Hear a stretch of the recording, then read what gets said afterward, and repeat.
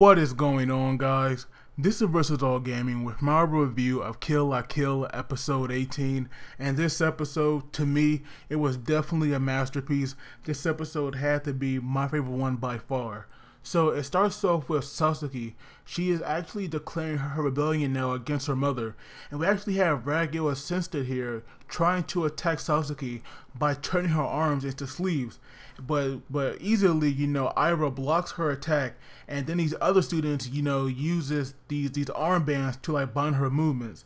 But we have Nue who tries to get involved, but we have her blocked by Sanagayama, and then we have Hoka here who actually freed the students by using nudist beach technology. It seemed that he was easily able to copy, these needles that Tsumugu was using, and by them keeping these life fibers in check, they were able to free everybody. And so now we have Sanagayama fighting against Nue, and their fight, I was definitely hoping it would be better. I actually wanted to see, Sanagayama kind of get some payback here for the way Nue did him, back then at the Elite Four battle. But that right there definitely wasn't the case, as even though Sanagayama was definitely pulling out some beastly attacks, it was like Nue was just dusting him off like it was nothing. And then we have the others getting involved, well, except for Hoka, because we all know that he's not really a fighter. But we have Nona and Ira, they also got involved as well. And we see that, even though it was the four of them fighting, they really weren't hurting her that much, to be honest. And so now we have Satsuki, who was still talking to her mother, and we see the flashback now, and we actually learn about her father. We see that his name is Kurien Soichiro. I'm not sure if that you say it or not, but we see that like during this flashback, when Satsuki, I believe it was when she was like 5 years old, or was it like around a year old, they had used her for the life fiber experiments, but it was like a failure with her. But then when they had their second child, and when she was a newborn, and they quickly, tried to infuse her body with like life fibers, we see that this baby, it died, or at least, it was believed to have died. And we see that, they kind of threw her away as trash.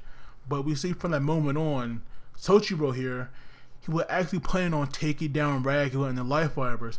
And really, you actually can't blame him for that, because if you see your child being thrown away like trash like that, you would definitely want revenge. So I'm pretty sure he was like definitely opposed of it, but because of Ragyo and her status, because we see that he even has her last name, it's obvious that he really couldn't do much against her. And obviously Ragyo would go after him if he tried something, so he kind of left his job here to take her down to Satsuki. And now, once Ragyo actually got free, because she actually does break free after they were done talking. Oh, and they also had kind of like this like light battle going on, because we have seen throughout the entire anime, whenever Ragyo and Satsuki are shown, they have this light radiating off of them. And so while that was happening, I did find it rather amusing. But when she got free, Ragyo was quickly able to like turn things around, because she used something called mental refitting, I think it was called, and she basically used these threads to wrap them around the brains of the students so that they'll be under her control. And we see that they were going after Satsuki, Nudist Beach, and of course Ryuko. And so while that was happening, Ragyo also took advantage of using this thread to take control of Ryuko as well. And I gotta say, I kind of like the animation style that they did about the characters looking white and you just see their brain covered in thread. I actually like that a lot, like the way that they did that. But we have Ryuko here basically keeping up with Satsuki, even though she did not transform. But it came into a point where you thought that their fists were actually gonna clash, and we see that Ryuko, she actually hit herself. And that right there was like kind of like to snap her back into reality, because we see that her and Shiketsu, that they have this bond, but it was like at first he couldn't cut it, but then after she was kind of like resisting it, she was finally able to like snap back to reality. And now we see that her and Satsuki were actually gonna join forces to take down Ragyo together, and that right there would have been amazing to see. But now we have Nue, who kind of got bored of fighting the Elite Four, and now she was going after Ryuko because she like randomly appeared, and of course we know that Ryuko wants revenge, and you just see that her hair it starts going up like the rage is consuming her, but she actually calms down, and once she goes into her Kamui form, we see now that it's different.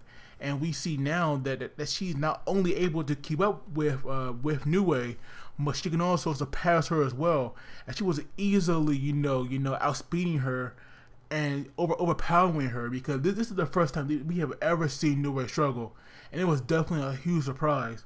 But now we have Satsuki here, who was left to deal with Ragyo, and while she was walking to her, we actually learned that her whole plan for doing this, it was like to overthrow. Well, it was to get revenge against Ragyo. But we see, I forgot his name, but it was the students that actually make this uniform. He actually snuck into the underground where the original Life Fiber were, and thanks to that butler, they had they sprayed the Life Fiber with some kind of chemical. I believe that I believe that it's the same one that he had used on Junketsu to like calm it down back when Satsuki was like rather exhausted. I believe that was the same thing. And so we see that this Life Fiber, it was covered in it, and you think that right there will be enough, but it actually wasn't, because we see after a while this Life Fiber actually breaks free, and it kind of goes berserk in a sense. But that did happen after Satsuki had decapitated Ragyo. Now that right there was epic, and it definitely surprised me, because I didn't think it'd be that easy, and it really wasn't, because we learned that there was this one thread, and it's a very special thread that not even Satsuki's sword can cut completely, and as long as the thread is connected to her body, she will always regenerate. And we see that once she was back together, she easily turned the table on Satsuki, and this is the first time that we've seen her, get this beat up.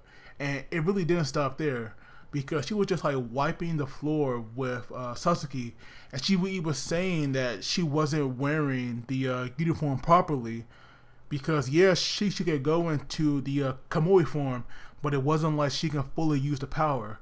And that right there did make a lot of sense, because we saw that she was nowhere near having that bond that Ryuko has. So it made sense that she was not using it properly. But what I wasn't expecting was for Ragyo to completely take out her daughter like that, and wear the uniform herself. But then when it was back when Ryuko first broke free, and Ragyo brought up feeling this kind of connection or something. That right there, when I started thinking about something, and the beginning of the episode, it really confirmed that. But before I get into that, I do want to bring out that butler, this guy is pretty strong for an old man, because we see that when those students and that guy that makes the uniform get like taken out by the original Life Fiber, we see the butler, carry them all on his back, and he's just running away, and this guy is strong for an old man.